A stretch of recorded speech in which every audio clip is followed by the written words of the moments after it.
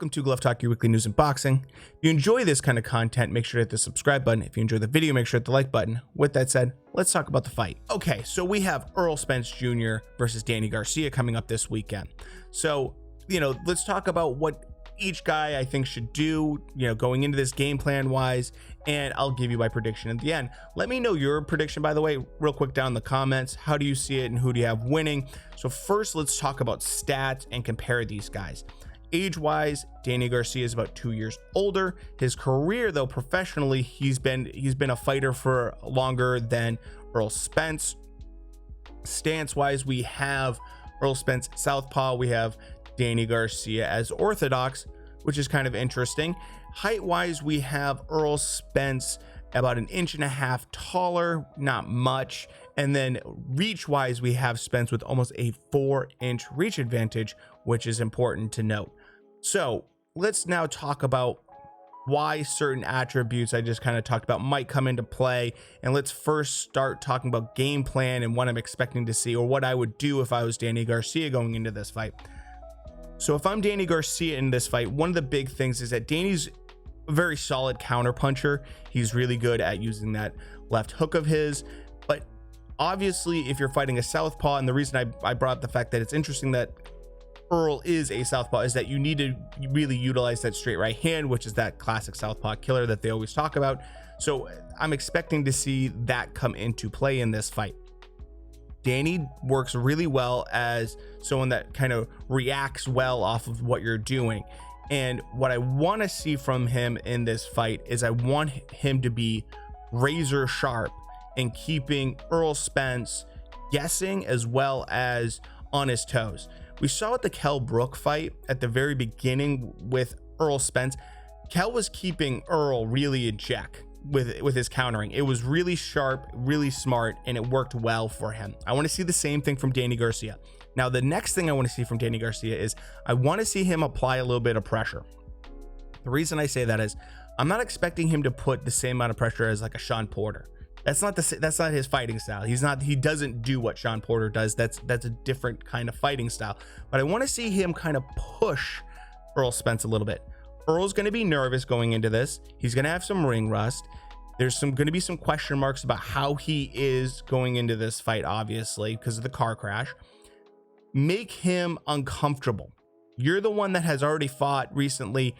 Make him uncomfortable if you can. Try to make him do things that he doesn't want to do, or just in general, really make sure that he questions his confidence in there. That's what I want to see from Danny Garcia. Let's talk about Errol Spence and what I want to see from him and what I'm expecting to see from him. Right off the bat, that jab. He needs to use that jab from the minute the bell rings until the end of that fight. And I don't want to see single jabs. I want to see doubles and triples. I want to see him utilizing that non-stop. Couple reasons. One, controlling distance and engagement. That's something that Errol Spence does well, and he works well off of his jab for his other punches. Usually, his straight left is very solid, so I'm expecting that to work, especially if he utilizes it going to the body. I love that. The other thing that he should be utilizing that jab for is just to build confidence, just to shake off ring rust, just to get that motor going. He's gonna be nervous. We want him to perform at maximum levels. If that's the case, the last thing you want to do is have him go in there and try to bulldoze Danny Garcia. Instead, warm him up. That jab is gonna be the key to him feeling comfortable and confident again. I absolutely think he should be throwing that heavily throughout this fight. There's no reason not to. The only thing with that jab is that he's got to make sure to watch out for that straight right hand that might be coming back. So if he's going to be throwing it, he has to throw it with quickness, confidence, and being sharp. Don't try to go for a knockout. Focus on speed.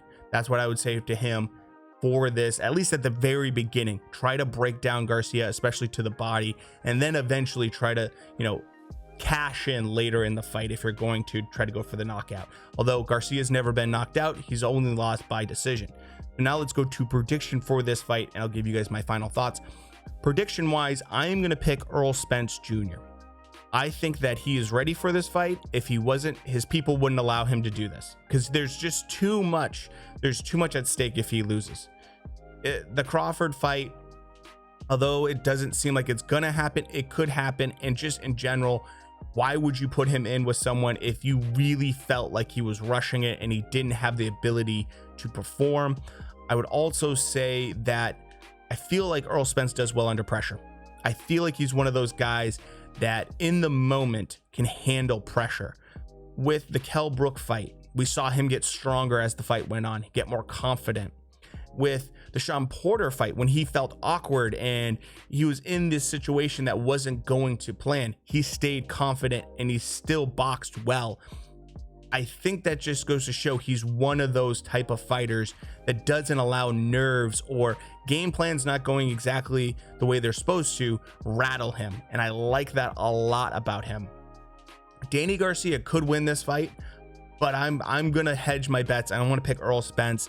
I think he's gonna go in there, he's gonna play it safe. I think he's gonna win by decision, and I think he's gonna utilize this as a way to show everybody I'm back and I want to get to that next level in terms of I want to fight Crawford. That's what he wants. Everyone wants to see it. That's what he wants. I think this is his way of basically saying, bring it on. Let's do it next year.